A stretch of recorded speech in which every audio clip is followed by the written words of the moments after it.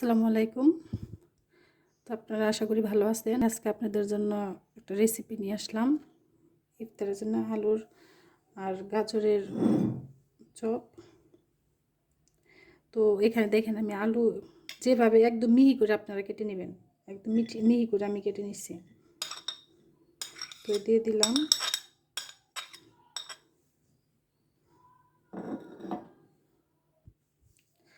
রোজা আসলে ভাজা পোড়াটা খেতে বেশি ভালো লাগে।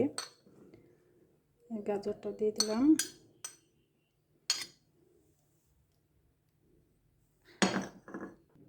পেঁয়াজ কুচিটাও দেখেন, সব কিছু কিন্তু আমি একটু মিহি করে কেটে নিচ্ছি।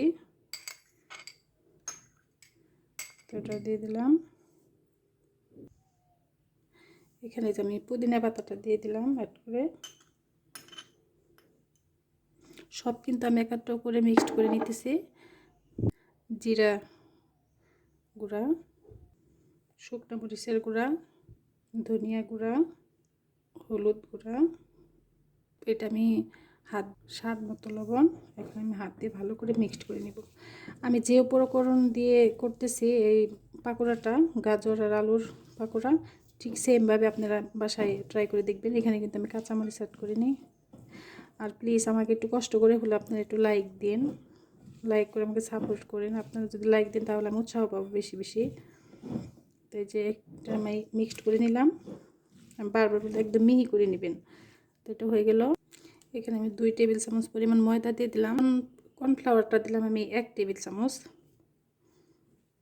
আর এখানে আমি একটা ডিম দিয়ে দিলাম। এখন ভালো করে এটা আমি মিশিয়ে নেব। খুব ভালো করে কিন্তু মাখাতে হবে।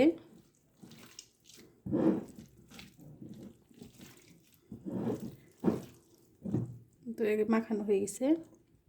এটার মধ্যে আমি একটা জিনিস দিতে ভুলে গেছি। তো বিস্কুটের গুঁড়াটা, এটা কিন্তু একেবারে আমার নিজের আইডিয়া মতো আমি বাসায় ট্রাই করছি, আপনারা অবশ্যই করে দেখবেন। তো এটা ভালো করে মিশিয়ে নেব।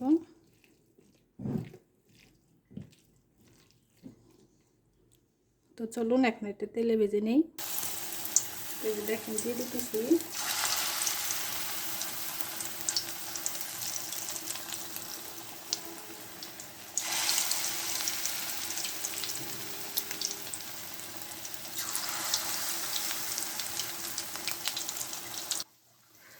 খুব সাবধান, আস্তে আস্তে উল্টে দিতে হবে, মানে ভেঙে না যায়।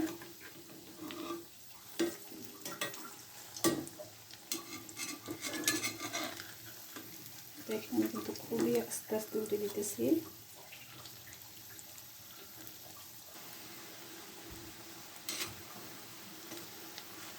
প্রায় ভাজা হয়ে গেছে।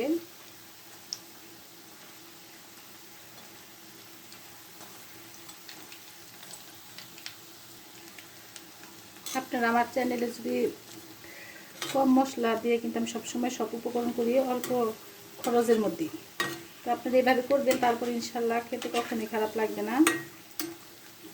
আমি যে ভাজতেছি তার মধ্যে অনেক সুন্দর একটা স্মেল আসতেছে, কারণ বিস্কিট দিছি, খুবই দারুণ একটা স্মেল আসতেছে এর মধ্যে।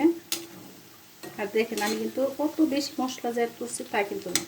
তো আল্লাহর রহমতে আপনারা ইফতারের সময় যদি এটা করেন, আল্লাহর রহমতে আপনাদের আশা করি অতই হবে না। এখন আমি যে কালারটা হয়ে গেছে, নামিয়ে নেব।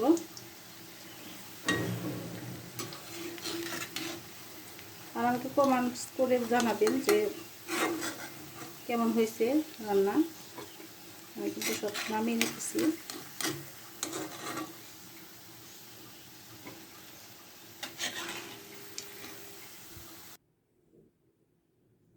এই তো হয়ে গেছে আমার আলু আর গাজর আর বিস্কুটের পাকোড়া। তো একটাই যে দেখেন, আমি তো সবসময় আপনাদের দেখেন কি সবসময় খেয়ে দেখাই যে কেমন হয়েছে। এই যে ভিতরের দেখেন গরম, একটু খেয়ে দেখাই। সস দিয়ে, টমেটো সস।